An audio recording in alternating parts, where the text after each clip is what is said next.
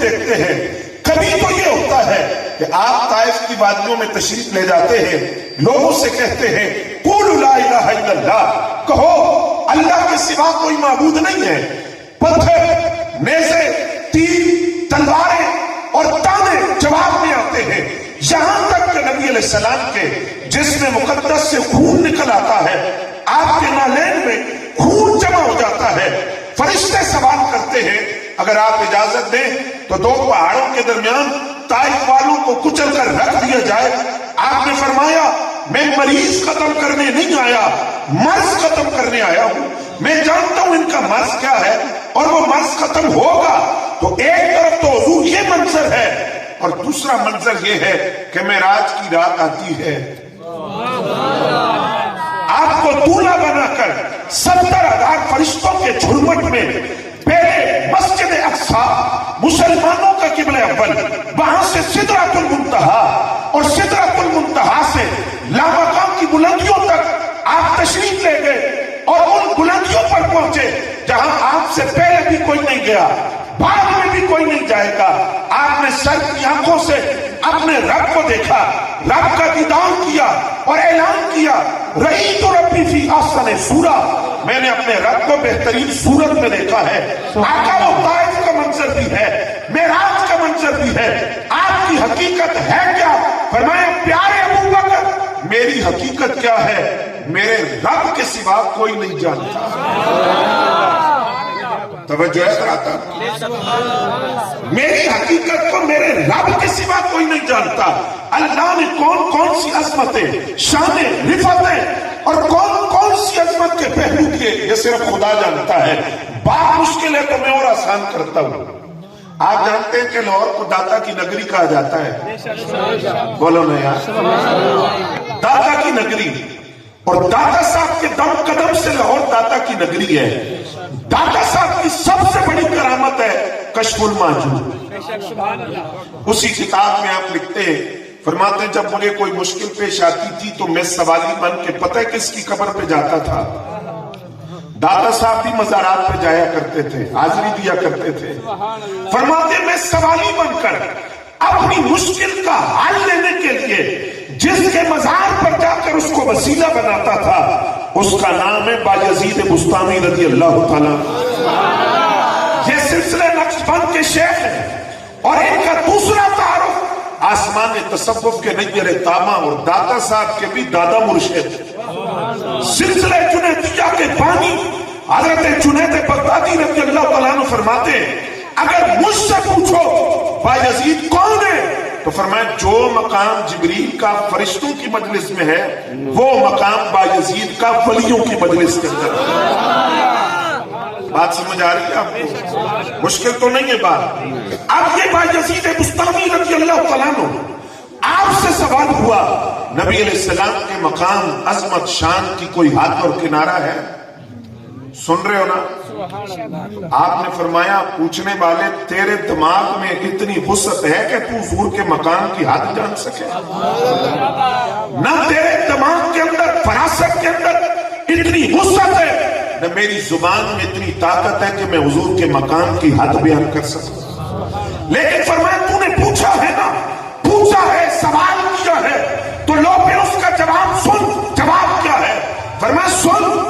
آپ میں اگر آپ کی سبحان اللہ کی آواز سننا چاہتا ہوں پتہ چلے آپ تھکے ہوئے نہیں ہیں۔ فرمایا پہلی بات اس کائنات انسانیت کے اندر ایک ہے عام بندہ، عام بندے سے آگے مقام ہوتا ہے بندہ مومن کا، بندہ مومن سے آگے مقام ہے نیک مومن کا، صالح مومن کا، نیک مومن سے آگے مقام ہے شہید کا، شہید سے آگے مقام ہے مجتہد کا، مجتہد سے آگے مقام ہے عطار کا، عطار سے آگے مقام ہے ابدال کا، ابدال سے آگے مقام ہے کتب کا، کتب سے آگے مقام ہے غوث کا، غوث سے آگے مقام ہے غوث اعظم کا، غوث اعظم سے آگے مقام ہے تابی کا، تابی سے آگے مقام ہے صحابہ کا۔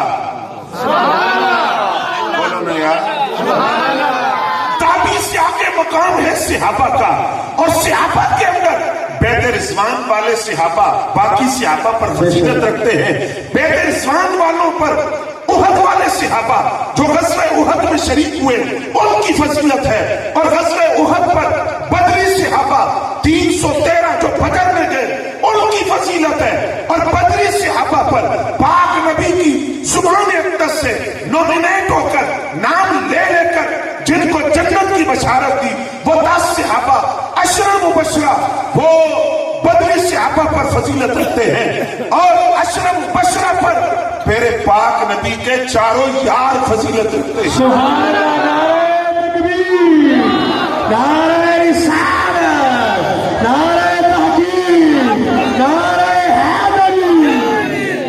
اور 4 یاروں کے اندر ایک یار ایسا ہے جو پوری امت پر فضیلت رکھتا ہے۔ ہاں سبحان اللہ، آواز سے بولے نا ذرا، سبحان اللہ، سبحان اللہ۔ گال ذرا عقیدے دی بھی ہو جائے نا، نال نال عقیدے کی بات بھی ساتھ ساتھ ہو جائے۔ 4 یاروں کے اندر ایک یار وہ ہے کہ جس کا مقام وہاں ہے کہ اس مقام سے آگے پھر نبیوں کا مقام شروع ہو جاتا ہے۔ 4 یاروں کے اندر یار غار سارے صحابہ پر فضیلت رکھتے ہیں، اور یار غار کے مقام سے آگے مقام نبوت ہے، اور مقام نبوت سے آگے مقام رسالت ہے۔ اور رسولوں کے اندر اولو العزم رسول باقی رسولوں پر فضیلت رکھتے ہیں، اور اولو العزم رسولوں کا پھر ایک امام ہے جسے نبوت کا بدر کمال اور آمنہ کا لال کہا جاتا ہے۔ اب وہ جس نے حضرت بایزید بسطامی سے سوال کیا، اس نے پوچھا جناب یہ بتائیں کہ کیا یہ نبی علیہ السلام کے مقام کی انتہا ہے؟ آپ نے فرمایا انتہا نہیں ہے، میں تو ابتدا بیان کر رہا ہوں، یہاں سے تو میرے اور آپ کے آقا کا مقام شروع ہوتا ہے، اگر بات انتہا کی ہو تو فرمایا لا یمکن الثناء کما کان حقہ، بعد از خدا بزرگ تو ہی قصہ مختصر، اگر خدا کے بعد کائنات میں کوئی بڑا ہے تو وہ ذات مصطفیٰ صلی اللہ علیہ وآلہ وسلم۔ اور نبی علیہ السلام کی صورت بھی بڑی سونی، بات نہیں ہے یاد۔ میں اصل میں نسبتاً چشتی ہوں، میں یہ چاہتا ہوں کہ ذرا چشتی ماحول میں بات ہو، آپ ساتھ چلیں گے تو بات بن جائے گی، سبحان اللہ کہیں گے، اللہ کی پاکی آپ بیان کریں گے، اور مجھے یہ یقین ہوگا کہ آپ بات سمجھ رہے ہیں۔ بولیں بلند آواز سے، تو نہیں ہے نا اس علاقے کے اندر، بولیں بولیں پھر ذوق کے ساتھ بولیں ذرا۔ میرے نبی کی صورت بھی بڑی سونی اور سیرت بھی بڑی سونی، آقا کریم کا خالق بھی بڑا سونا اور خلق بھی بڑا سونا، ظاہر بھی سونا اور باطن بھی سونا، چہرہ بھی سونا، کردار بھی بڑا سونا۔ اگر بات نبی علیہ السلام کے حسن و جمال کی ہو تو بات یہیں سے شروع کرتے ہیں۔ حضرت عبداللہ بن سلام رضی اللہ تعالیٰ عنہ پاک نبی کے صحابی ہیں، اور وہ صحابی ہیں کہ جو غیر مسلموں کے بہت بڑے عالم تھے اور اپنی مقدس کتابوں کو جانتے تھے، عالم تھے ان کتابوں کے۔ آپ فرماتے ہیں جب نبی علیہ السلام مدینہ طیبہ میں آئے اور میں نے پہلی مرتبہ آقا کریم کو دیکھا، پہلی نظر دیکھا، ذکر تو سنا ہوا تھا، دیکھا پہلی مرتبہ، درخت کے نیچے کھڑا تھا، تو جب میں مسلسل دیکھتا رہا تو نا میری پھوپھی نے بازو پکڑ کے جھٹکا، کہا یوں توجہ سے نہ دیکھ، میں نے سنا جو ان کو دیکھتا ہے انہی کا ہو جاتا ہے۔ آپ فرماتے ہیں میں نے کہا پھوپھی پھر میں ان کا ہو گیا، میں نے دل ان کو دے دیا، اب تو میں جا رہا ہوں کلمہ پڑھنے اور اسلام قبول کرنے۔ حضرت عبداللہ بن سلام رضی اللہ تعالیٰ عنہ فرماتے میں نبی علیہ السلام کی خدمت میں حاضر ہوا، میں نے عرض کیا حضور مجھے کلمہ پڑھائیں، اسلام قبول کر لیا، کلمہ پڑھ لیا۔ سرکار نے فرمایا بات کیا ہے، عام آدمی اسلام قبول کرے وہ اور بات ہے، تم بہت بڑے عالم ہو اپنے مذہب کے، اپنی کتابوں کے، تم نے میری ذات کے اندر کیا دیکھا کہ تم نے کلمہ پڑھا؟ وہ بتاؤ جس چیز نے تمہیں متاثر کیا اور جس کو دیکھ کر تم نے کلمہ پڑھا۔ تو حضرت عبداللہ بن سلام کا جواب سنیے، انہوں نے کہا یا رسول اللہ صلی اللہ علیہ وسلم، جب میں نے پہلی مرتبہ آپ کا چہرہ دیکھا تو میرے دل سے آواز آئی اتنا سونا چہرہ کسی جھوٹے کا نہیں ہو سکتا۔ سبحان اللہ، سبحان اللہ، نعرہ تکبیر، نعرہ رسالت، نعرہ تحقیق، نعرہ حیدری، نعرہ میلاد مصطفیٰ، نعرہ حسن مصطفیٰ۔ اس نبی کا کا حسن بتاتا ہے، جمال بتاتا ہے، خوبصورتی بتاتی ہے. یہ نبی خود بھی سچا ہے، ان کا دین بھی سچا ہے. اور یہی بات ذرا سیرت کی بھی ساتھ جوڑ لیں. عبداللہ بن سلام رضی اللہ تعالیٰ عنہ فرماتے میں نے عرض کیا حضور مجھے کوئی درس دے، کوئی پیغام اسلام کا پہلا درس مجھے دے. نبی علیہ السلام نے 4 باتیں ارشاد فرمائی. سنیں گے آپ؟ پہلی بات فرمایا عبداللہ بن سلام افشوا السلام، سلام کو پھیلاؤ. اور سلام کے بارے میں حکم ہے جس کو جانتے ہو یا نہیں جانتے اس کو سلام کرو. سلام سے محبت بڑھتی ہے، محبت پیدا ہوگی تو جنت کا راستہ آسان ہوگا. پھر فرمایا اللہ کی مخلوق کو کھانا کھلاؤ. تیسرا کام فرمایا جو تم سے رشتہ توڑے تم اس سے جوڑو، تم اس کو قریب کرو.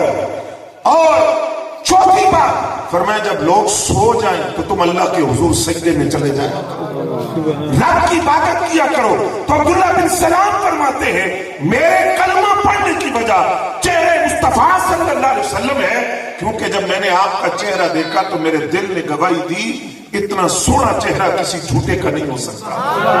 میں اسے دوسری بات ساتھ ملاتے ہیں. حضرت عبداللہ بن رواحہ رضی اللہ تعالیٰ عنہ، آپ نے کلمہ پڑھا، سوال ہوا آپ اسلام لائے، آپ نے نبی علیہ السلام کا کون سا معجزہ دیکھا؟ معجزہ نبی کی نبوت کی دلیل ہوتا ہے اور نبی کے لیے ضروری ہوتا ہے کہ وہ اپنی نبوت پہ معجزہ دکھائے. ولی کے لیے کرامت ضروری بولیے، ولی کے لیے کرامت ضروری نہیں، نبی کے لیے ضروری ہے کہ معجزہ دکھائے. نبی کا معجزہ اس کی نبوت کی دلیل ہوتی ہے. حضرت عبداللہ بن رواحہ سے پوچھا آپ نے کون سا معجزہ دیکھا جو قبول اسلام کا سبب بنا؟ تو آپ نے جواب کیا دیا، سنیے. فرماتے ہیں واللہ آقا کریم کا چاند کو 2 ٹکڑے کرنا یہ بعد میں ہوا، ہم پہلے کلمہ پڑھ چکے تھے. نبی علیہ السلام کا گشت مبارک کے اشارے سے، انگلی کے اشارے سے ڈوبے ہوئے سورج کو پلٹ کر لانا بعد میں ہوا، میں پہلے کلمہ پڑھ چکا تھا. کنکریوں کا کلمہ پڑھنا بعد میں ہوا، میں پہلے اسلام لا چکا تھا. درخت کا جڑوں سے اکھڑ کر آقا کریم کے قدموں میں آنا بعد میں ہوا، میں پہلے کلمہ پڑھ چکا تھا. سوال ہوا آپ نے پھر کون سا معجزہ دیکھا؟ کہتے ہیں بس ہم نے تو اپنے نبی کا چہرہ دیکھا تھا، ہم نے تو چہرہ دیکھا تو دل نے کہا اتنا سونا ان سے پہلے بھی نہیں آیا اور بعد میں بھی نہیں آئے گا. ہمارے لیے تو ہمارے نبی کا حسن ہی معجزہ تھا کہ ایسا حسن نہ زمانے نے دیکھا ہے نہ زمانہ دیکھے. سبحان اللہ.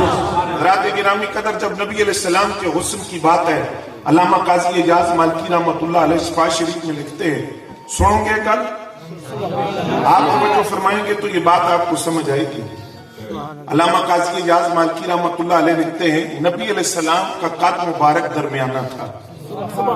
کیسا تھا؟ ہر بندے کو شوق ہوتا ہے نا میں اپنے محبوب کے حسن و جمال کا تذکرہ سنوں. میں رب کے حبیب کی بات کر رہا ہوں، رب کے محبوب کی حسن و جمال کا تذکرہ کر رہا ہوں. قد مبارک درمیانہ تھا. جب درمیانہ تھا تو اس کا مطلب ہے کہ نبی علیہ السلام کا قد مبارک نہ بہت دراز تھا اور نہ بہت پست تھا، درمیانہ قد تھا، میانہ قد تھا. اگلی گل سننا، سنیں گے، توجہ فرمائیں گے، سمجھیں گے بات کو.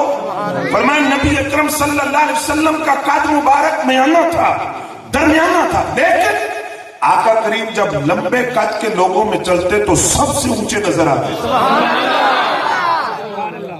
اب پھر ذہن میں سوال آتا ہے قد مبارک تو درمیانہ تھا، سب سے اونچے کیسے نظر آتے تھے؟ تو ذرا اس کا جواب بھی سنیے. فرماتے ہیں ایسا نہیں ہے کہ نبی علیہ السلام کا قد مبارک کبھی بڑھ جاتا، کبھی اپنی اصلی حالت پر آتا، نہ. کمال کی بات سنیے کیسے کیسے محدثین نے نقطے بیان کیے. آپ فرماتے ہیں جب نبی علیہ السلام اپنے میانہ قد کے ساتھ، درمیانے قد کے ساتھ لمبے قد کے لوگوں میں چلتے تو جو سرکار کو دیکھتا، سبحان اللہ، جو سرکار کو دیکھتا، دیکھنے والے کی آنکھ میں اللہ یہ بات پیدا کر دیتا کہ دیکھنے والے کو سرکار سب سے اونچے نظر آتے تھے. کیونکہ رب چاہتا یہ ہے جس طرح باطنی کمال کے اندر اللہ کے حبیب سے اونچا کائنات میں کوئی نہیں آیا، ظاہری حسن و جمال کے اندر بھی نبی سے اونچا کائنات میں کوئی نہیں. سبحان اللہ، سبحان اللہ. वजह रात आपकी कोई ना। सुभान अल्लाह। आप देखिए सहाबा किराम ने आका करीम के हुस्न जमाल को बयान कैसे किया। अभी आपने रुबाई सुनी ना, हजरत हसन बिन साबित रज़ी अल्लाह तआला अन्हु। और आपको पता ही है वो नाथवान है जिनके लिए आका करीम सल्लल्लाहु अलैहि वसल्लम मिंबर बिछाने का हुक्म देते थे। सुभान अल्लाह। मिंबर बिछाकर हुक्म होता था मिंबर पर बैठकर मेरी नात पढ़ो। सुभान अल्लाह। और ये वो नाथवान है जिन्होंने जिसकी नात पढ़ी तो उसके चेहरे अनवर की जियारत भी की है। सुभान अल्लाह। इन्होंने जो रुबाई कही वो जरा सुनिए आप, और उसमें एक बात की तरफ मैं आपकी तवज्जो दिलाना चाहता हूँ। वह आसन मिन कलम तरकत वही। सुभान अल्लाह। बोलिए सुभान अल्लाह। ये किसी ऐरे गहरे नतुखैरे का कलाम नहीं है जिससे बदअकीदगी की बू आए और पढ़ने वाले को भी पता ना हो कि मैं क्या पढ़ रहा हूँ, लिखने वाले को भी नहीं पता कि मैंने क्या लिख ली है। बात किधर की किधर निकल गई है। ये हजरत हसन बिन साबित सहाबी रसूल है। और सहाबी किसको कहते हैं? जिसको अल्लाह ने चुनकर अपने हबीब के दामन से वाबस्ता किया। इन्नल्लाह अख्तारनी वख्तारनी असहाबी, अल्लाह ने अपने लिए मुझे चुना और मेरे लिए मेरे सहाबा को चुना, रब के चुने हुए। तो हजरत हसन बिन साबित रज़ी अल्लाह तआला अन्हु फरमाते हैं व अहसनु मिन कलम तरकत वही। आप जैसा हुस्न और जमाल का पैकर मेरी आंख ने कभी नहीं देखा। मेरी आंख ने कभी नहीं देखा। अच्छा सवाल हुआ हजरत हसन बिन साबित से, हम बसत अदब आलम तसव्वुर में एक सवाल अर्ज करते हैं, आपने नहीं देखा तो आपका ना देखना ये इस बात का ऐलान कैसे हुआ कि पूरी कायनात में हुजूर जैसा कोई नहीं? तो क्या आपने सारी कायनात की माओं की गोदों में बच्चे देखे? सारी कायनात का हुस्न जमाल देखा। किस बुनियाद पर फरमाया कि मेरी आंख ने आप जैसा हसीन कभी नहीं देखा? तो अगले मिसरे में जवाब दिया, फरमाया हाँ मैंने क्या, किसी और ने भी नहीं देखा। वाजमलु मिन कलम तले दिन निसा, किसी माँ ने हुजूर जैसा सोना जगा हो तो कोई। सुभान अल्लाह। सुभान अल्लाह। किसी माँ ने जैसा सोना जगा ही नहीं है। और ये अकीदा है कि मैंने अगरचे नहीं देखे सारे बच्चे, सारी कायनात की माओं की गोदों में बच्चे मैंने नहीं देखे, लेकिन ये अकीदा दिया कि जब अज़मत रसूल को बयान करो तो तोड़ तोड़ कर नहीं, सीना खोल खोल के बयान करो। वहां बुखल से काम नहीं लेना। आका करीम सल्लल्लाहु अलैहि वसल्लम की अज़मतों को खोल खोल कर बयान करो। अब यही बात मैं आपको बताने लगा हूं। नबी अलैहिस्सलाम की जुल्फ मुबारक का जब तज़किरा होता है तो सहाबी रसूल नबी अलैहिस्सलाम की जुल्फों का अंदाज बयान करते हैं। सुन रहे हैं आप? वो फरमाते हैं कि नबी अलैहिस्सलाम के जो बाल मुबारक थे वो कानों की लौ तक थे। कहां तक? कानों की लौ तक। ये एक हदीस है। दूसरी रिवायत में कंधों का जिक्र भी है। कानों की लौ तक थे। और आका करीम सल्लल्लाहु अलैहि वसल्लम के बाल मुबारक सख्त स्याह थे। बात समझ आ गई? नबी अलैहिस्सलाम की जुल्फ मुबारक कानों की लौ तक और बाल मुबारक सख्त से आते। बात तो मुकम्मल हो गई, लेकिन सहाबी है ना, उन्होंने बताया कि जब हुजूर की बात हो तो फिर अंदाज और होगा। आपने फरमाया आका करीम सल्लल्लाहु अलैहि वसल्लम की जुल्फ मुबारक कानों की लौ तक थी और नबी अलैहिस्सलाम के बाल मुबारक सख्त से आते। इतनी बात करके वो कहते हैं पता है हुजूर की जुल्फें कैसी लगती थी? सुभान अल्लाह। पता है सरकार की जुल्फें कैसी लगती थी? पूछा बताओ कैसी लगती थी? फरमाया यूं लगता था ये पीछे सख्त स्याह बाल हैं, गोया रात छाई हुई है, पीछे रात की तारीकी है, रात का अंधेरा है, और आगे आकर करीब के दो गोरे गोरे कान यूं लगते थे जिस तरह रात के अंधेरे में दो सितारे चमक रहे। सुभान अल्लाह। सुभान अल्लाह। सुभान अल्लाह। ने बताया कि जब बात सरकार की हो तो फिर तोड़ तोड़ कर सीना खोल कर हुजूर की अजमतों को बयान किया जाएगा। आका करीम सल्लल्लाहु अलैहि वसल्लम की शानों को सीना खोल कर बयान किया जाएगा। और हज़रात ये वो हुस्न है। नबी अलैहिस्सलाम बागात की तरफ तशरीफ लेकर जा रहे हैं। एक काफिला वहां खड़ा है। आपने उनसे सवाल किया किधर आए? उन्होंने कहा हम खजूरें लेने के लिए आए हैं। जा किधर रहे हो? मदीना शहर के अंदर। नबी अलैहिस्सलाम ने वहां एक ऊंटनी को देखा। आपने फरमाया कि मुझे पसंद आई है तो तुम इसे फरोख्त करते हो? काजी बेचते हैं। आपने फरमाया मैं ले जा रहा हूं, कीमत इसकी मैं भिजवा देता हूं। कीमत इसकी میں بھجوا دیتا ہوں. نبی علیہ السلام نے وہ اونٹنی یا اونٹ تھا, آپ لے گئے اس کو. جب آپ تشریف لے گئے تو تب قافلے والے نے آپس میں باتیں شروع کر دی. انہوں نے کہا سا نام تو پوچھے ہی نہیں, سبحان اللہ. کہاں سے آئے تھے, نام تو پوچھا ہی نہیں, نہ ایڈریس پوچھا, نہ پتہ پوچھا کون ہے. وہ تو اونٹنی لے گئے. عام طور کے حسن میں اس قدر مگن ہوئے, اتنا سونا تو ہم نے پہلے چونکہ کبھی دیکھا نہیں تھا, تو ہم تو نام بھی نہیں پوچھ سکے کہ کون ہے, اور وہ اونٹنی لے گئے. تو اسی قافلے میں خاتون تھی, انہوں نے کہا انا ضامنۃ بثمن جملک. سبحان اللہ. آپ قافلے والوں تم پریشان نہ ہو, اگر وہ واپس نہ آئے تو تمہاری اونٹنی کی قیمت کی ضامنہ میں ہوں, میں ضمانت دیتی ہوں. قافلے والوں نے پوچھا تم کیسے ضمانت دیتی ہو؟ کہا میں ضمانت اس لیے دیتی ہوں, میں نے اس نبی کا چہرہ دیکھا ہے, ایسا چہرہ کسی دھوکہ دینے والے کا نہیں. سبحان اللہ. نعرہ تکبیر, نعرہ رسالت, نعرہ تحقیق, نعرہ حیدری, حسن مصطفیٰ. جو حضرات آپ کی بات سمجھ آ رہی کوئی نہ بولے نا ذرا سبحان اللہ. اور میں ضمانت دیتی ہوں, میں نے اس نبی کا حسن دیکھا ہے, اور ایسا خوبصورت تو میں نے زمانے میں پہلے دیکھا نہیں ہے. اس نبی کا حسن بتاتا تھا, وہ دھوکہ نہیں دے سکتے. وہ تشریف لائیں گے اور قیمت دیں گے. اتنے میں ایک صحابی کھجوریں لے کر آئے. میرے آقا و مولا نے بھیجا ہے, یہ تمہارے اونٹ کی قیمت ہے. تو وہ کھجوریں زیادہ تھی, قیمت سے بھی زیادہ تھی. انہوں نے کہا یہ زیادہ ہے, قیمت اتنی نہیں بنتی. فرمایا پھر تو سی میرے نبی نو جان دے نہیں, تو سی میرے نبی نو قربان میں ان کی بخشش پر.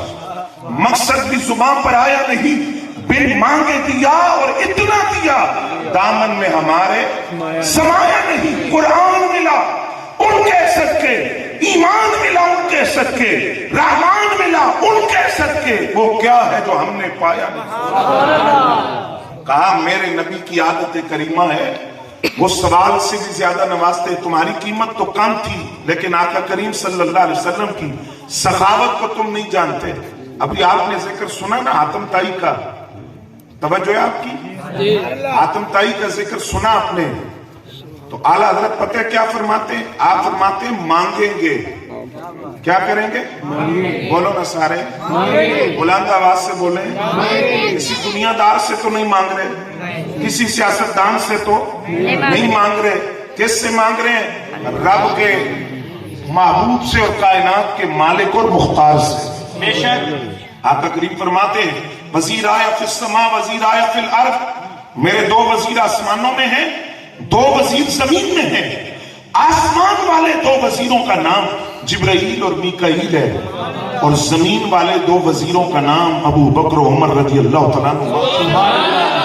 اب میں آپ سے سوال کرتا ہوں حضرات, توجہ اگر آپ کی ہو, جاگ رہے ہیں آپ, سوال آپ سے کرتا ہوں, وزیر کس کے ہوتے ہیں؟ جس کی حکومت ہو, جس کی حکومت ہو, جو ریاست کا مالک ہو, جس کو اختیار ہو. آقا کریم فرماتے وہاں بھی میرے دو وزیر ہیں, یہاں بھی دو وزیر ہیں. پتہ چلا وہاں بھی سکہ آمنہ کے لال کا چلتا ہے, اور یہاں بھی سکہ آمنہ کے لال. سبحان اللہ, سبحان اللہ. اللہ حضرت فرماتے مانگیں گے, مانگے جائیں گے, منہ مانگی پائیں گے. اگر آپ حضرات توجہ فرمائیں, آپ کا ذوق نہیں بن رہا, میں شعر کا مطلب آپ کو سمجھاتا ہوں. بریلی والا بھی بڑا ہی سیانا تھا, غیرت مندوں کا غیرت مند امام تھا نا, عقیدے کی غیرت سکھائی ہے ہمیں الحمدللہ.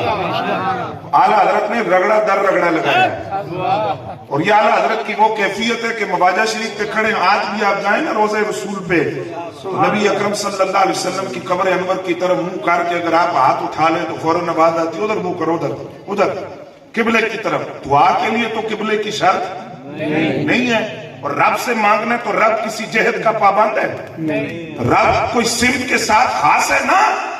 تو جب منہ قبر رسول کی طرف ہو تو وہ کہتے ہیں جہاں سے نہیں مانگنا, جہاں سے سوال بولو.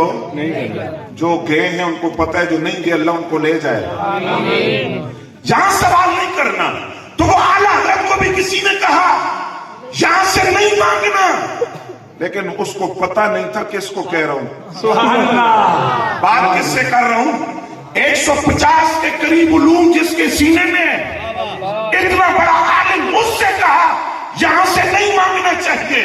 تو اعلیٰ حضرت نے پلٹ کر فرمایا مانگیں گے. سبحان اللہ. اس کو میں اپنی زبان میں کہتا ہوں رگڑا در رگڑا. مانگیں گے، مانگے جائیں گے، منہ مانگی پائیں گے. کیوں؟ سرکار میں نہ لا ہے، انکار نہیں ہے یہاں. جس نے جو مانگا، جب مانگا، جیسے مانگا ملا. سرکار میں نہ لا ہے نہ حاجت اگر کی ہے. اگر نبی علیہ السلام سے سوال ہوا تو آپ نے یہ نہیں فرمایا کل آنا. ایک سائل نے سوال کیا، سن رہے ہو؟ سبحان اللہ. سوال کیا، آقا کریم صلی اللہ علیہ وسلم کے پاس اس وقت کچھ بھی موجود نہیں تھا، فقر اختیاری، جو خود فقر اختیار کیا. تو نبی علیہ السلام نے قرض لے کر اس کا سوال پورا کیا. حضرت فاروق اعظم رضی اللہ تعالیٰ عنہ اٹھ کر کھڑے ہوئے، عرض کیا سرکار اللہ تعالیٰ نے آپ کو اس بات کا مکلف نہیں بنایا، اگر آپ کے پاس کچھ نہیں ہے تو آپ قرض لے کر کیوں دے رہے ہیں، خود اپنے آپ کو مشقت میں کیوں ڈال رہے ہیں. تو نبی علیہ السلام کو یہ بات پسند نہیں آئی. اتنے میں ایک صحابی نے دیکھا کہ نبی علیہ السلام کو یہ بات پسند نہیں آئی تو فوراً اٹھ کے کھڑے ہوئے. صحابہ حضور کا مزاج جانتے تھے، مزاج شناس رسول تھے. وہ صحابی فوراً اٹھے، انہوں نے کہا سرکار تسی منڈی جاؤ، سبحان اللہ. آپ دیتے جائیں دیتے جائیں، آپ کا رب جب آپ کو عطا کر رہا ہے، رب جب کبھی نہیں چھوڑ رہا تو آپ ہاتھ کیوں روک رہے ہیں. سبحان اللہ. سبحان اللہ. مجھے اس کی بات پسند آئی ہے، رب نے بھی مجھے یہی حکم دیا ہے، کوئی سوالی خالی نہ جائے. بات پھر بریلی والے پر فرمایا مانگیں گے، مانگے جائیں گے، منہ مانگی پائیں گے. سرکار میں نہ لا ہے نہ حاجت اگر کی ہے، لب واں ہے، آنکھیں بند ہیں، پھیلی ہیں جھولیاں، کتنے مزے کی بھیک تیرے پاک در کی ہے. عشق محبت، عشق محبت، عشق محبت، عشق محبت. سبحان اللہ. بات آقا کریم صلی اللہ علیہ وآلہ وسلم کے حسن کی حضرات. آپ حضرات یہ بھی بات جانتے ہوں گے، ہمارا جو قبلہ اول ہے، بولو جانتے ہیں نا، یہ نبی علیہ السلام کا وصف ہے جو صرف نبی علیہ السلام کے حصے میں آیا کہ آپ دو قبلوں والے نبی ہیں. نبی قبلتین، دو قبلوں والے نبی. نبی علیہ السلام جب مکہ المکرمہ میں تھے تو بیت اللہ شریف کی طرف چہرہ انور کر کے نماز پڑھتے، اور بیت اللہ کی سیدھ میں ہی بیت المقدس بھی تھا. لیکن جب آپ مدینہ طیبہ ہے تو یہاں بیت اللہ شریف کی مخالف سمت میں بیت المقدس تھا. سمجھ رہے ہیں بات؟ یہاں دونوں قبلوں کی طرف منہ کر کے عبادت کرنا ممکن نہیں تھا. 17 ماہ نبی علیہ السلام نے بیت المقدس کی طرف منہ کر کے نماز ادا فرمائی. تو ہمارا قبلہ اول ہے. سن رہے ہیں؟ آج اگر کسی فلسطینی کے منہ پہ تھپڑ لگتا ہے تو وہ صرف اس کے منہ پہ تمانچہ نہیں، دنیا میں بسنے والے اربوں مسلمانوں کے منہ پہ وہ تمانچہ ہے. اگر فلسطینی آج بمباری کے اندر زخمی ہوتے ہیں، شہید ہوتے ہیں، تو اس درد کو پوری امت مسلمہ کو محسوس کرنا چاہیے کہ وہ قبلہ اول صرف فلسطینیوں کا نہیں ہے، ساری امت مسلمہ کا ہے. اللہ کرے وہ 57 اسلامی ممالک کی جو زندہ لاشیں ہیں بے حس حکمران، ان کو اللہ غیرت عطا فرمائے، اللہ ان کو غیرت اور سمجھ عطا فرمائے، اور وہ سمجھے کہ مسلمان کس کرب اور تکلیف کے اندر ہے. تو نبی علیہ السلام 17 ماہ اپنا چہرے انور بیت المقدس یا بیت المقدس کی طرف چہرے انور کر کے نمازیں پڑھتے رہے. یہودیوں نے تانا دیا، انہوں نے کہا مسلمانوں تمہارا تو اپنا قبلہ ہی کوئی نہیں، یہ تو ہمارا قبلہ ہے جس کی طرف تم منہ کرتے ہو. نبی علیہ السلام نے دعائیں نہیں مانگی، دعائیں رو رو کر دعائیں، گریہ وزاری نہیں کی، گڑ گڑا کر نہیں کہا. بس میرے نبی کے دل میں خیال آیا، دل میں خیال آیا کہ اگر بیت اللہ قبلہ بن جائے تو یہودیوں کا تانا ختم ہو جائے. حضرات منظر جڑا میں تو دس رہا ہوں، تو توجہ فرمانی ذرا. آقا کریم صلی اللہ علیہ وسلم مدینہ طیبہ کے ایک محلے میں دعوت پر تشریف لے گئے. ظہر کی نماز کا وقت ہو گیا، مصلی امامت پر کھڑے ہیں، 2 رکعتیں ہو گئی. तीसरी रकत है, आका करीम सल्लल्लाहु अलैहि वसल्लम का चेहरा अनवर बार बार आसमान की तरफ उठता है कि हुक्म आ जाए, बैतुल्लाह किबला बन जाए। अब चेहरा मेरे पाक नबी का, कुरान उस मंजर को कैसे बयान करता है? कुरान कहता है कद नरा तकल्लुबा वजहिका फिस समा, हम आपके चेहरे का बार बार आसमान की तरफ उठना देख रहे हैं। देखते हैं या देख रहे हैं? आपका चेहरे अनवर बार बार आसमान की तरफ उठता है, हम देख रहे हैं। कौन फरमा रहा है?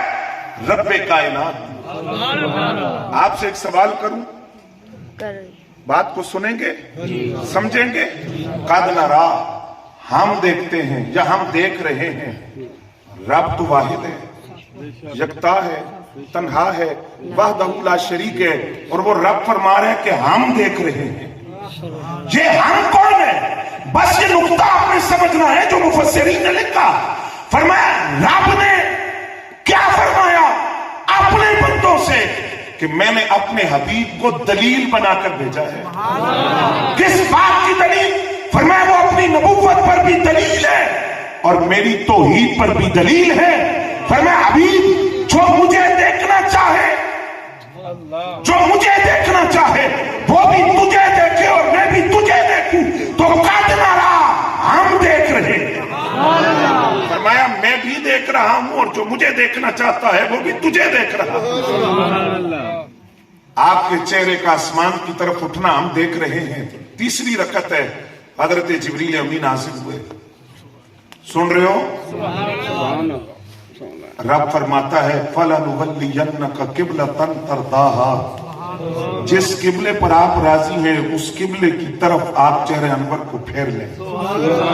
किबला बदल गया, तावील किबला, किबला बदल गया।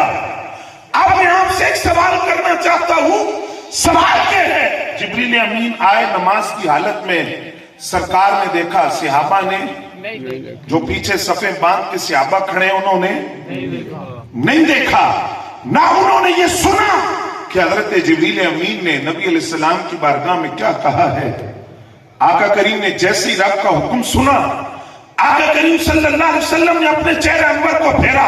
सुनियो जरा ये मंजर गौर करना, अपने चेहरे अनवर को फेरा, कलाम किसी से नहीं किया और किसी को नहीं बताया कि किबला बदल गया है। आका करीम सफों को चीरते हुए दूसरी जानिब तशरीफ ले जाकर बैतुल्लाह की तरफ चेहरे अनवर करके खड़े हो गए। अब जो सहाबा हैं उनके चेहरे तो बैतुल मुकद्दस की तरफ हैं और किबला अव्वल की तरफ हैं। आका करीम दूसरी तरफ तशरीफ ले गए। यह मंजर मैं नहीं बयान कर रहा, इमाम फखरुद्दीन राज़ी ने लिखा। सहाबा ने किस तरह चेहरे फेरे? आका करीम जिस सफ से गुजरते थे, सहाबा की जिस सफ से गुजरते थे, सहाबा ने हाथ बांधे हुए जिधर जिधर से सरकार गुजरते, सहाबा अपने चेहरों को फेरते जाते। आका करीम की जात के साथ अपने चेहरों को फेरते गए, यहां तक कि सहाबा अपने चेहरों को बैतुल्लाह की तरफ करके खड़े हो गए। और किसी एक सहाबी ने भी सरकार से नहीं पूछा कि हुआ क्या है। पहले तो हमारा चेहरा उधर था, अब चेहरा इधर है। बात तो समझ आई, वो सुनिए। सहाबा अपने अमल से इत्तिबाए रसूल का मयार बता रहे थे कि ऐलान कर रहे थे कि नमाज पढ़ते हुए किबला हम पहले भी नहीं देखते थे, हम तो नमाज पढ़ते हुए यार का चेहरा देखते थे। जिधर हमारे नबी हो वो हमारा किबला है। आला हजरत फरमाते हैं ना, हाजियो आओ शहरशाह का रोजा देखो, हाजियो आओ शहरशाह का रोजा देखो। काबा को देख चुके, काबे का काबा देखो, तो किबले का किबला मेरे नबी है। अब इमाम फखरुद्दीन राज़ी ने, आप बात समझ गए तो मैं थोड़ी और जुर्रत करता हूं। आप कहते हैं किबला तन तरदाहा, कुरान कह रहे हैं अभी जिस किबले पर आप राजी हैं उस किबले की तरफ आप चेहरा फेर लेंगे। इस वक्त सरकार सिर्फ बैतुल्लाह नहीं, जिधर हुजूर अपना रुख अनवर फेर देते रब उसी को किबला बना देता। लेकिन चूंकि सरकार की रजा ये थी कि बैतुल्लाह किबला बने, तो बैतुल्लाह के लिए हुक्म हुआ कि बैतुल्लाह की तरफ अपना चेहरा अनवर कर लें। इसी पर आखिरी बात तफसीर के ज़िमन में अर्ज करता हूं। سنیں گے آپ؟ علماء تو جانتے، میں آپ کی آواز سننا چاہتا ہوں ذرا بلند آواز سے بولیں سبحان اللہ۔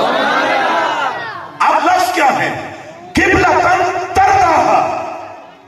یہ علماء کرام جانتے ہیں رب یہ نہیں فرما رہا حبیب جس قبلے پر میں راضی ہوں۔ اگر لفظ یہ ہوتے قبلۃً ارضاھا، حبیب اس قبلے کی طرف منہ کریں جس پر میں راضی ہوں، نہ لفظ کیا ہے؟ قبلۃً ترضاھا، حبیب جس قبلے تے تو راضی ہے ادھر اپنا چہرہ،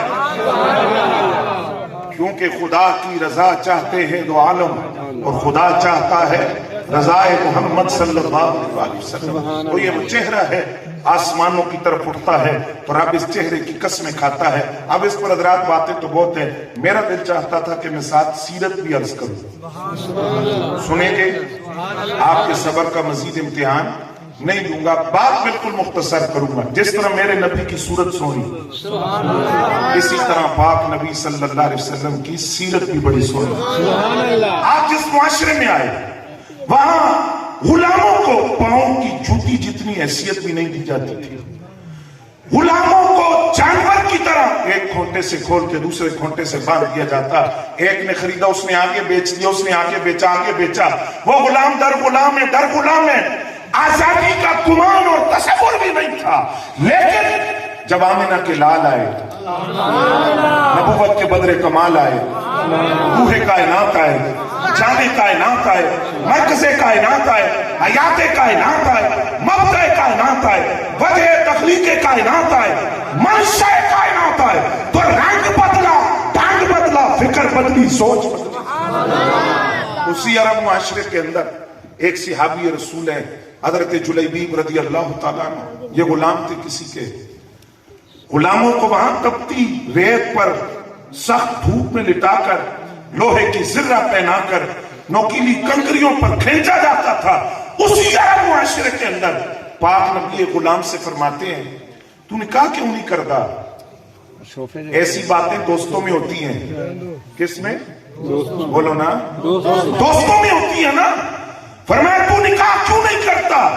انہوں نے جواب عرض کیا سرکار مجھے رشتہ کون دے گا؟ رنگ سانولا، خاندان بڑا نہیں ہے، مال نہیں ہے۔ فرمایا یہ بات نہ کر، تو سر اٹھا کے چل، سینہ تان کے چل، اگر تجھ سے کوئی پوچھے کہ کس کا غلام ہے تو بتا میں آمنہ کے لال کا غلام۔ سبحان اللہ۔ جو ان کی غلامی میں آتا ہے وہ سینہ تان کے چلتا ہے، وہ سر اٹھا کے چلتا ہے، سر جھکا کر نہیں چلتا۔ غمزدوں کو رضا مجدہ دیجئے کہ ہیں بے قصوں کا سہارا ہمارا نبی، اور جو نہ بھولا ہم غریبوں کو اے رضا، یاد اس نبی کی اپنی عادت کیجئے۔ جو ہمیں نہیں بھولے ہم انہیں کیسے بھول جائیں؟ تو صحابہ کرام کی بھری مجلس میں حضور نے فرمایا تو نے اب یہ نہیں کہنا کہ تیرا نکاح کیسے ہوگا، تیرا نکاح میں کرواؤں گا۔ اور یہ لفظ آقا کریم صلی اللہ علیہ وسلم کی سنیں، فرمایا صحابہ یہ میرا دوست ہے، اس کی شادی میں خود کرواؤں گا۔ اب پھر انہوں نے سوال کیا مجھے رشتہ کون دے گا؟ فرمایا پھر سن، عرب قبیلے کا سردار ہے، اس کی بیٹی ہے، اس نے مجھ سے کہا تھا کہ بیٹی نکاح کے قابل ہے، کوئی رشتہ ہو تو میں اس کو بتاؤں، میں تجھے بھیج رہا ہوں، میں تجھے بھیجتا ہوں، تو اس کے دروازے پر چلا جا، میرا پیغام دے کہ اس کی بیٹی کے لیے میں نے تجھے بھیجا ہے۔ ذرا تصور فرما رہے ہیں، میلاد نہ منائے اس آقا کا جنہوں نے غلامی کی بیڑیاں کاٹ ڈالی، جنہوں نے غلاموں کو فخر سے جینا سکھایا، جنہوں نے غلاموں کا سر فخر سے بلند کر دیا۔ اب حضرت جلیبیب رضی اللہ تعالیٰ عنہ اس عرب قبیلے کے سردار کے دروازے پہ پہنچے، آپ کی بیٹی کے لیے آقا کریم نے مجھے بھیجا ہے۔ اب وہ باپ ایک لمحہ ان کا چہرہ دیکھتا ہے اور پھر ایک لمحہ اپنی بیٹی کو تصور میں لاتا ہے کہ وہ تو حسن و جمال کی پیکرہ ہے، ادھر رنگ سانولا ہے، خاندان بڑا نہیں ہے، مال نہیں ہے۔ اپنی بیوی سے مشورہ کرنے گئے کہ کیا کرنا ہے۔ اب وہ بیٹی کیسی بیٹی تھی؟ جو اسلام کے دامن میں پلتی ہیں وہ بیٹیاں ایسی ہوتی ہیں، جو اسلام کی آغوش میں پلتی ہیں وہ بیٹیاں ایسی ہوتی ہیں۔ ان کا کردار ان عورتوں کی طرح نہیں ہے جو ہر سال بے خدا نعرے لکھ کر کہتی ہیں جاؤ اٹھ کر پانی خود پی لو، جاؤ اٹھ کر کھانا خود کھا لو. نہ، انہوں نے حضرت خدیجہ پاک کی سیرت نہیں پڑھی. 55 سال کی عمر کے اندر حضرت سیدہ خدیجہ الکبریٰ رضی اللہ تعالیٰ عنہا کھانا لے کر وہ غار حرا کی بلندیوں پر خود نبی علیہ السلام کی خدمت میں جاتی. یہ کردار تھا ازواج مطہرات کا. جو اسلام کی آغوش میں بیٹی پلتی ہے اس کا کردار ایسا ہوتا ہے. تو وہ اس قبیلے کے سردار کی بیٹی پردے میں کھڑی ہے, اپنے والد کو دیکھ رہی ہے کہ تاخیر ہو رہی ہے. حکم پاک نبی کا ہے, حکم پاک نبی کا ہے, تاخیر ہو رہی ہے, جواب نہیں دے رہے. تو اس بیٹی نے وہاں سے اپنے باپ کو آواز دی, ابا جان, میں نہیں جانتی آپ کا کیا فیصلہ ہے, لیکن میں اتنا جانتی ہوں میں نے یہ نہیں دیکھا دروازے پہ کون کھڑا ہے, میں یہ دیکھ رہی ہوں بھیجا کس نے ہے, سبحان اللہ, پیغام کس کا آیا ہے. اگر آپ کا فیصلہ ٹال مٹول ہے تو ابا جان سنیے, میں اپنے نبی کے حکم پر قربان ہوں, میں انکار نہیں کر سکتی. اور دوسرا جملہ میری مائیں بہنیں بیٹیاں سن رہی ہیں, وہ سنیں یہ بات. اسلام کے دامن میں جو بیٹیاں پلتی ہیں وہ کیسی ہوتی ہیں. کعبہ جان, آپ نے یہ تو سوچا کہ بیٹی کا رشتہ ایک سامنے رنگ والے کو دے دیا اور مال بھی اتنا نہیں ہے اور خاندان بھی اتنا بڑا نہیں ہے, تو لوگ آپ کو تانے دیں گے کہ بیٹی کا رشتہ کہاں دیا. لیکن آپ نے یہ نہیں سوچا حشر کا میدان ہوگا, قیامت کا منظر ہوگا, کائنات کی ساری بیٹیاں صفوں میں کھڑی ہوگی اور ہر بیٹی یہ کہے گی کہ میرا رشتہ میرے باپ نے طے کیا. میں ساتھ فخر سے اٹھا کر کہوں گی تمہارا رشتہ تمہارے باپ نے طے کیا, میرا رشتہ آمنہ کے لال نے طے کیا. سبحان اللہ, نعرہ تکبیر, نعرہ رسالت, نعرہ تحقیق, نعرہ حیدری, سیرت مصطفیٰ. توجہ حضرات کوئی نہ. اب وہ نکاح ہو گیا, آقا کریم صلی اللہ علیہ وسلم نے برکتوں کی دعا دی, نکاح ہو گیا. تھوڑا سا گزرا, ایک غزوے کا اعلان ہوا. انہوں نے یہ نہیں دیکھا کہ میری نئی نئی شادی ہوئی ہے. اسلام کے دامن میں جو جوان پلے وہ بھی ایسے تھے. ان کی راتیں نائٹ کلب پر یا بازاروں کے تھڑوں پہ نہیں گزرتی تھی, یا سوشل میڈیا کی بےہودگی میں وہ اپنا وقت ضائع نہیں کرتے تھے.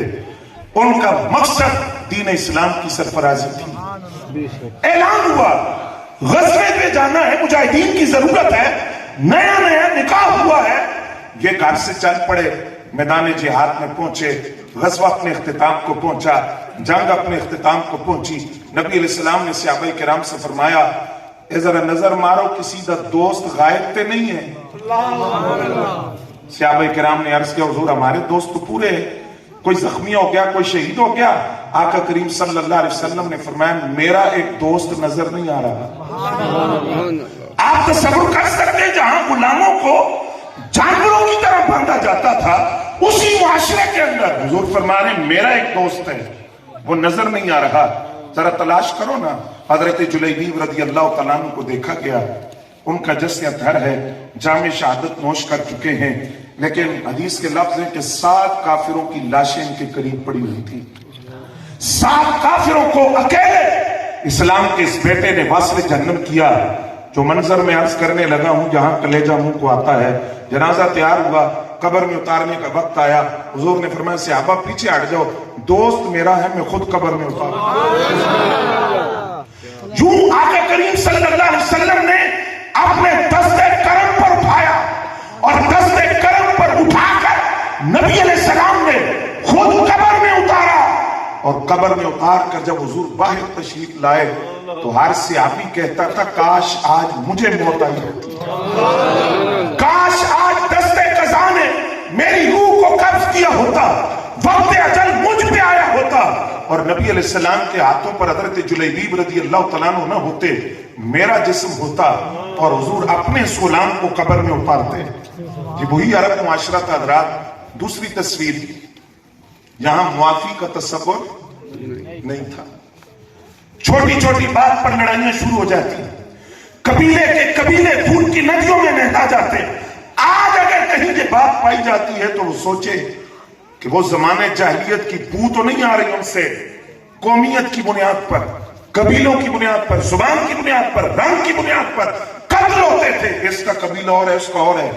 معافی کا تصور، انسانی جان کی اہمیت کیا ہے نہیں پتا، انسانی جان کو ضائع کرنا وہ بالکل اس کا اہمیت کا اندازہ نہیں تھا۔ اسی معاشرے میں نبی علیہ السلام نے کیا منظر پیش کیا سنیے کہ غزوہ حنین سے نبی علیہ السلام واپس تشریف لائے، آقا کریم صلی اللہ علیہ وآلہ وسلم نے نماز کا وقت ہوا، اذان کا حکم دیا، ایک صحابی نے اذان دی، قریبی کافروں اور مشرکوں کے کچھ بچے کھیل رہے تھے، انہوں نے اذان کی آواز سنی تو کلمات کو دہرانا شروع کر دیا، وہ بطور مذاق لفظ اذان کے سنتے اور الفاظ اذان کے دہراتے تھے اپنی زبان سے، مسلمان نہیں تھے، کفار و مشرکین کے بچے تھے، کھیل رہے تھے، اذان کا تمسخر اڑانے لگے، مذاق اڑانے لگے، اذان ختم ہوئی تو سرکار نے بلا لیا، بچے آگے، حضور نے فرمایا یہ بتاؤ اذان کون دے رہا تھا؟ جی سارے دے رہے تھے۔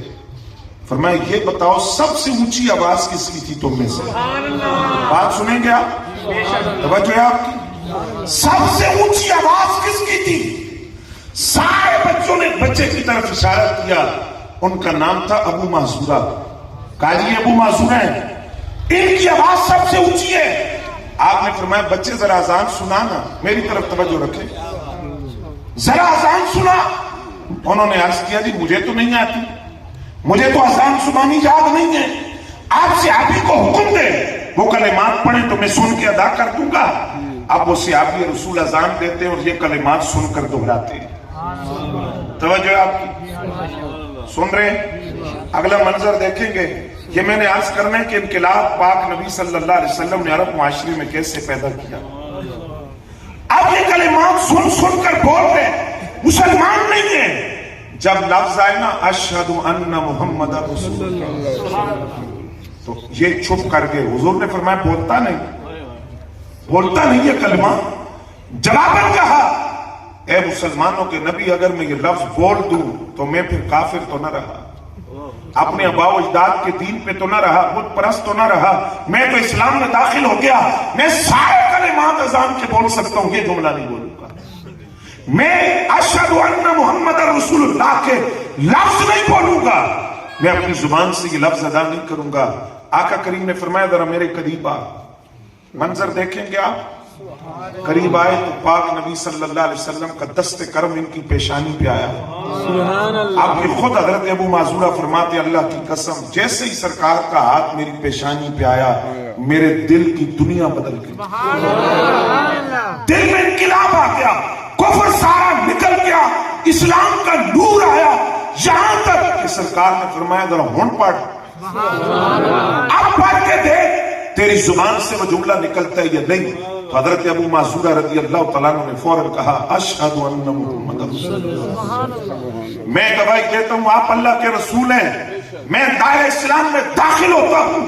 اب ذرا میرے نوجوان دوست سنیں، اپنی جوانیوں کو ضائع نہ کرو، تم اسلام کے بیٹے ہو، اسلام کی آغوش میں پلتے ہو، اسلام کے دامن کرم سے وابستہ ہو۔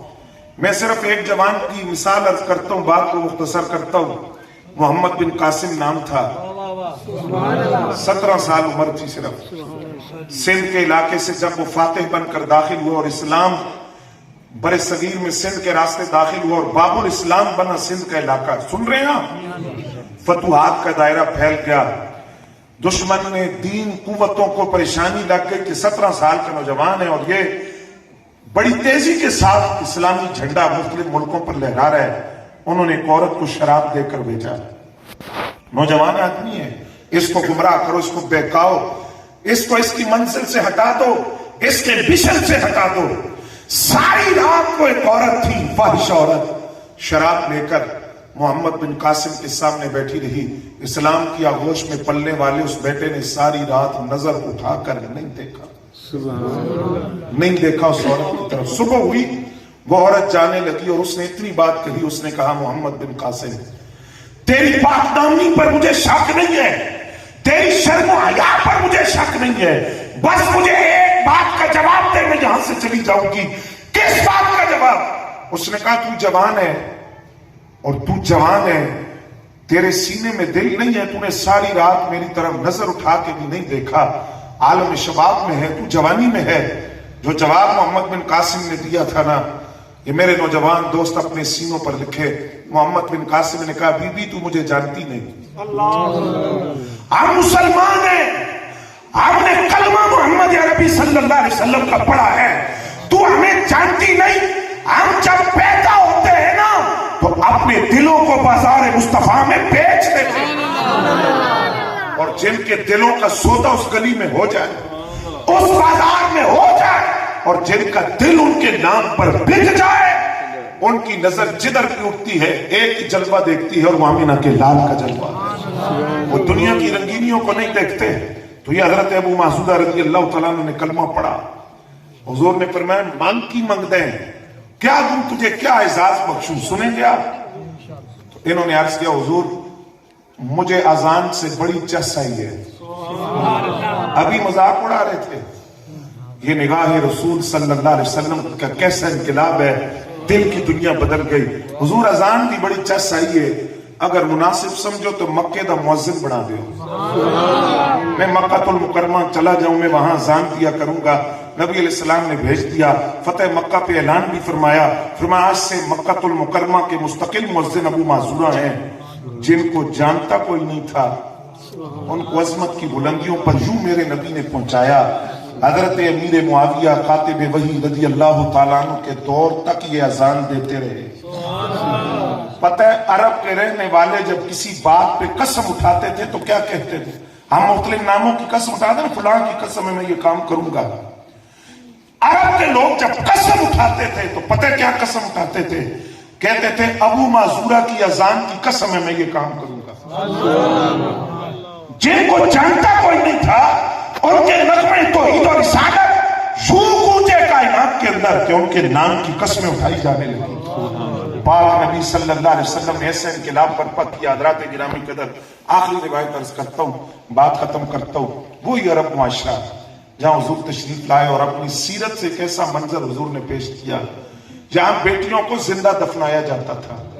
کیا کیا جاتا تھا؟ زندہ دفنایا. آج کوئی پوچھے کہ میلاد کہاں لکھا ہے تو ہم کہتے ہیں تجھے کتابوں سے بھی دکھاتے ہیں, پہلے تو جا اپنی بیٹی سے پوچھ کے آ کہ میلاد منانا چاہیے یا نہیں. تو وہ تیری بیٹی تجھے ضرور بتائے گی کہ ابا جان میلاد کیوں نہ مناؤ, مجھے تو زندگی میلاد والے آقا کا صدقہ ملا, ورنہ مجھے تو زندہ دفنایا جاتا تھا, زندہ درگور کر دیا جاتا, منو مٹی تلے زندہ رکھ دیا جاتا. میلاد ضرور مناؤ. تو آپ وہ ذرا سنیے اس عرب معاشرے کے اندر کیا منظر تھا, اور میرے نبی نے کس طرح بیٹی کے سر پر عزت, تقدس کی, احترام کی, شرم کی, حیا کی, عفت کی, عصمت کی چادر رکھی. سنیں گے آپ؟ توجہ ہے آپ کی کوئی نہ؟ حسن الغابہ فی معرفت صحابہ کی روایت ہے. صحابی رسول کا نام ہے حضرت ساسا بن ناجیہ رضی اللہ تعالیٰ عنہ. ایک دن حضور کی بارگاہ میں حاضر ہوئے. یا رسول اللہ صلی اللہ علیہ وسلم یہ فرمائیں, اگر اسلام سے پہلے زمانے جاہلیت کے اندر کسی نے کوئی نیکی کی ہو تو اس کا ثواب ملے گا؟ سعید الفطرت لوگ زمانے جاہلیت میں موجود تھے جنہوں نے کبھی بھی شراب نہیں پی, کبھی کسی بت کو سجدہ نہیں کیا, جاہلیت والا کوئی کام انہوں نے نہیں کیا. سعید الفطرت لوگ اس وقت بھی موجود تھے. تو انہوں نے عرض کیا حضور زمانے جاہلیت کے اندر کوئی نیکی کی ہو تو اس کا ثواب ملے گا. میں پھر آپ سے کہہ رہا ہوں جاگتے رہنا, بات کو سمجھنا. گال بڑی چاسا لی ہے. میں نے جب خود پڑھی تو عقل دنگ رہ گئی. میں نے چونکہ اردو میں پڑھی تھی تو پھر میں نے تلاش کیا اصل متن عربی کہاں لکھی ہے. یہ روایت حسن الغابہ میں موجود ہے. زمانے جاہلیت کا کوئی کام ہو نیکی کا ثواب ملے گا. فرمایا پہلے 10 کام کی کیتے, کیا نیکی کی ہے؟ عرض کیا سرکار پھر میری داستان سنیں. میں اونٹ چرایا کرتا تھا, 2 اونٹ بے قابو ہو کر جنگل کی طرف نکل گئے. میں تیسرے اونٹ پہ بیٹھ کے اپنے اونٹ پکڑنے کے لیے گیا. ایک آدمی وہاں بیٹھا تھا, کھجورے کھا رہا تھا, پانی پی رہا تھا. میرے 2 اونٹ اس کے پاس تھے. میں نے کہا یہ میرے اونٹ ہے. اس نے کہا تیرے ہے تو مجھے کوئی اعتراض نہیں, لے جا تیرے اونٹ ہے, لیکن یہ کھجورے ہیں, میں تجھے دعوت دیتا ہوں تو میرے ساتھ کھجورے کھا, پانی میں شریک ہو.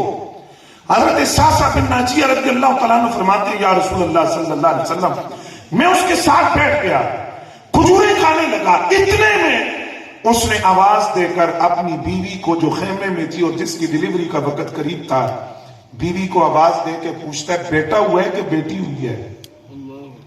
حضرت ساسا بن ناجیہ رضی اللہ تعالیٰ عنہ فرماتے ہیں حضور اس سے پہلے کہ اس کی بیوی کوئی جواب دیتی میں نے فوراً اس سے کہا اگر بیٹی ہوئی تو کیا کرے گا؟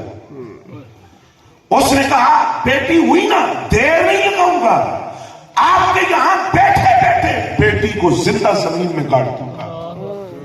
بدنامی کا دھبا ہے، بدنامی کا داغ ہے۔ میں تو کسی کو منہ دکھانے کے قابل نہیں رہوں گا، اگر بیٹی پیدا ہو گئی میں ابھی زندہ زمین میں گاڑ دوں گا۔ آپ فرماتے میں کام کیا، ایک معصوم جان جہالت کی بنیاد پر وہ زندہ زمین میں کاٹ دی جائے گی۔ آپ فرماتے میں نے فوراً اس سے کہا اگر تیری بیٹی ہوئی تو زندہ نہ مار، مجھے دے دے، میں اس بیٹی کو پالوں گا باپ بن کر، میں اس کے ساتھ پہ شفقتوں والا ہاتھ رکھوں گا، تو اپنی بیٹی مجھے دے دے۔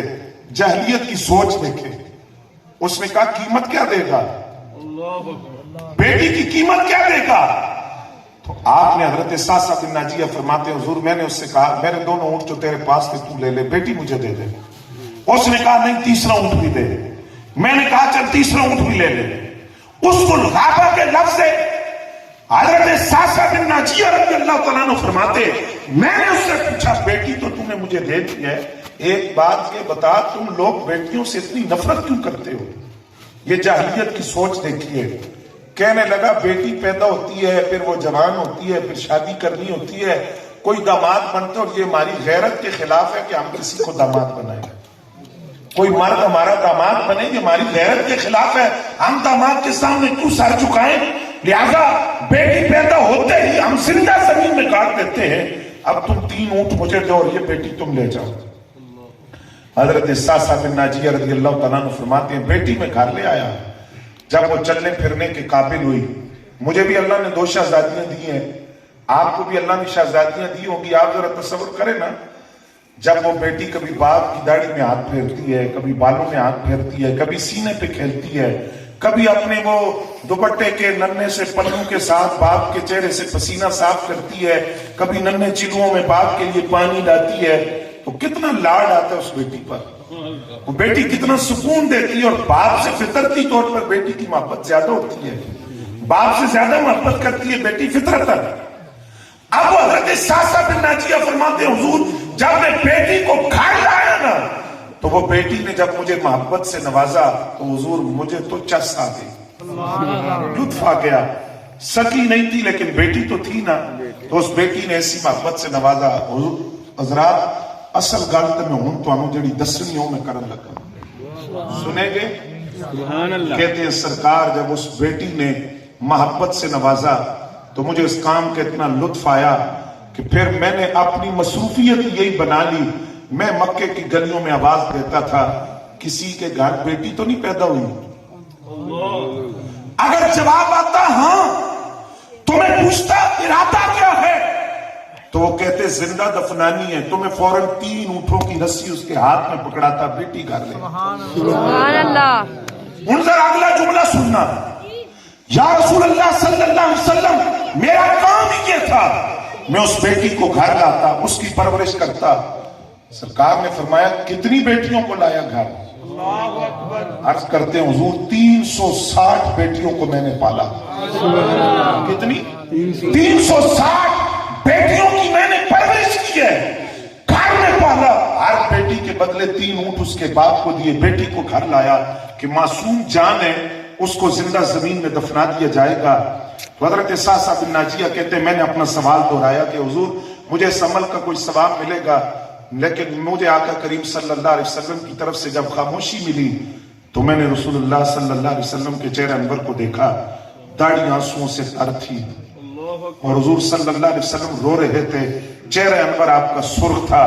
آپ نے فرمایا ساسا بن ناجیہ تو پوچھتا ہے تجھے انعام ملے گا، تجھے 2 انعام ملیں گے، دنیا کا بھی اور آخرت کا بھی، اور دنیا کا انعام تجھے مل چکا ہے، آخرت کا آخرت میں ملے گا۔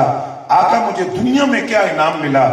فرمایا تو نے کلمہ پڑھا، تو اسلام لایا، تو ایمان لایا، تیرا ایمان لانا ان بیٹیوں کا صدقہ ہے، اور ان بیٹیوں کی خدمت کی وجہ سے اللہ نے تجھے ایمان کی دولت دی۔ آخرت کا مسئلہ تو کرم کے اتنے دروازے کھلیں گے کہ تو تصور نہیں کر سکتا.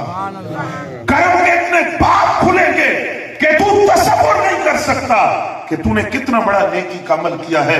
حضرات گرامی قدر، تو آج میلاد اس اپنے آقا و مولا کا جن کی صورت بھی بڑی سونی، بولو نا، جن کی سیرت بھی بڑی سونی، جن کا ظاہر بھی بڑا سونا، باطن بھی بڑا سونا، اور آقا کریم صلی اللہ علیہ وسلم کو چہرہ بھی بڑا سونا ملا، کردار بھی بڑا سونا ملا. یہی تو وجہ تھی.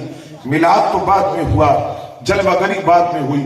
جس رات حضرت عبداللہ رضی اللہ تعالیٰ عنہ کی پشت سے نبی علیہ السلام کا نور سیدہ آمنہ پاک کے بطن میں منتقل ہوا، مشرق کے جانور مغرب کے جانوروں کو، مغرب کے جانور مشرق کے جانوروں کو، سمندر میں مچھلیاں ایک دوسرے کو، فضا میں پرندے ایک دوسرے کو مبارکباد دیتے تھے. مبارک ہو وہ نور کائنات میں جلوہ گر ہونے والا ہے جو زمانے کا رنگ بدلے گا، ڈھنگ بدلے گا، سوچ بدلے گا، فکر بدلے گا. تو ہم الحمدللہ نہ شکرے نہ قدرے احسان فراموش نہیں، اور وہ بھی نہیں جن کے بارے میں اعلیٰ حضرت کہتے ہیں کلمہ پڑھانے کا بھی احسان کیا. الحمدللہ میلاد کی صورت میں ہم شکر ادا کرتے ہیں. اللہ